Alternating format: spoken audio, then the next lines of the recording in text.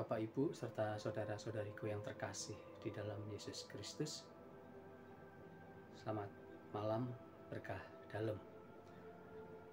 Kita jumpa lagi pada permenungan Mutiara Sabda pada hari ini, hari Selasa, tanggal 20 Agustus tahun 2024. Merupakan hari biasa, pekan yang ke-20.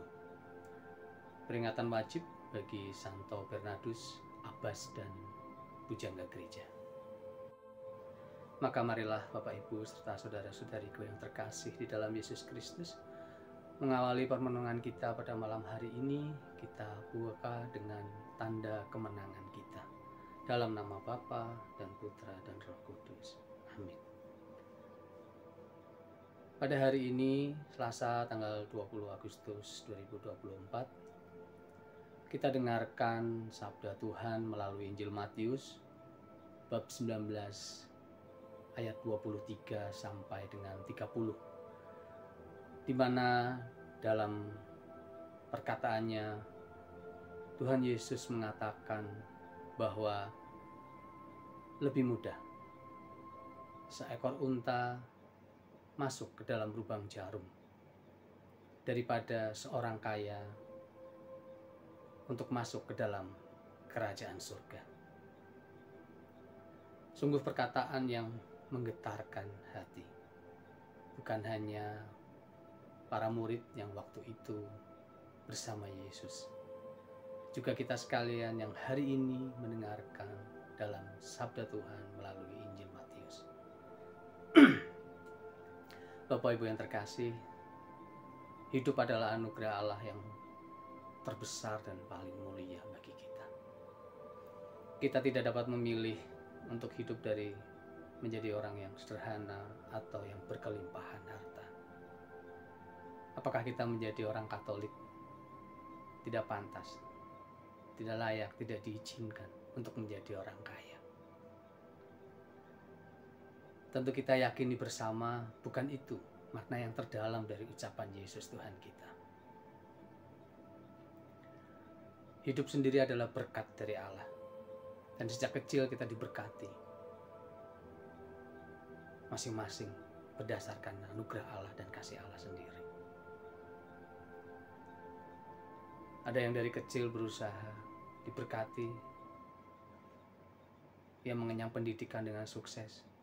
Kemudian ia boleh bekerja di tempat yang baik, dengan kesejahteraan yang baik, sehingga lambat laun dari karya dan perjuangan serta doanya, ia menjadi orang yang berhasil, jadi orang yang berlebih mungkin, kaya raya. Terus di mana letaknya? Kok bisa orang kaya tidak bisa atau sulit sekali untuk masuk ke dalam kerajaan Allah? Disinilah awal bagaimana kekayaan yang menjadi berkat hidup kita menjadi hambatan, menjadi batu sandungan bagi kita untuk memasuki kerajaan Allah, di mana dalam langkah selanjutnya ketamakan kitalah yang sebetulnya menjadi kunci utama penghalang berkat kekayaan yang boleh kita terima. Ketamakan, kerakusan, cara licik, cara jahat untuk terus merasa tidak cukup. Itulah mengapa kekayaan Tuhan ingatkan akan bisa menjerumuskan kita kepada kesulitan untuk memasuki kerajaan Allah. Lantas bagaimana supaya kita juga bisa menjadi orang yang sejahtera, tetapi masih boleh punya kesempatan untuk masuki kerajaan Allah? Kuncinya adalah kita harus hidup yang berimbang. Bagaimana kekayaan itu bisa menjadi jalan bukan batu sandungan agar kita boleh memasuki kerajaan Allah. Keikhlasan, ketulusan untuk berbagi kepada sesama yang membutuhkan, yang berkekurangan. Itu adalah salah satu jalan supaya dengan apa yang kita miliki, sekalipun itu mungkin lebih dibandingkan orang lain, tetap boleh menjadi alat bagi kita untuk boleh masuk dalam kerajaan Allah. Dan tidak lupa, jangan sekali-kali kita menjadikan kekayaan, harta, kecerdasan kita, kehebatan kita menjadi ilah yang lain di dalam hidup kita. Menjadi sesuatu yang kita puja-puja, yang kita agung-agungkan. Ingatlah bahwa apa yang kita miliki sejatinya adalah berkat Allah kepada kita, bukan kehebatan kita yang memilikinya. Dan jangan lupa juga, kecuali dengan kekayaan itu yang menjadi jalan bagi kita, dengan keikhlasan dan ketulusan kita berbagi, kita diingatkan hari ini untuk selalu taat, selalu patuh kepada kehendak Allah. Bukan hanya duniawi yang kita pupuk untuk semakin banyak, tetapi ingat bahwa jiwa dan rohani kita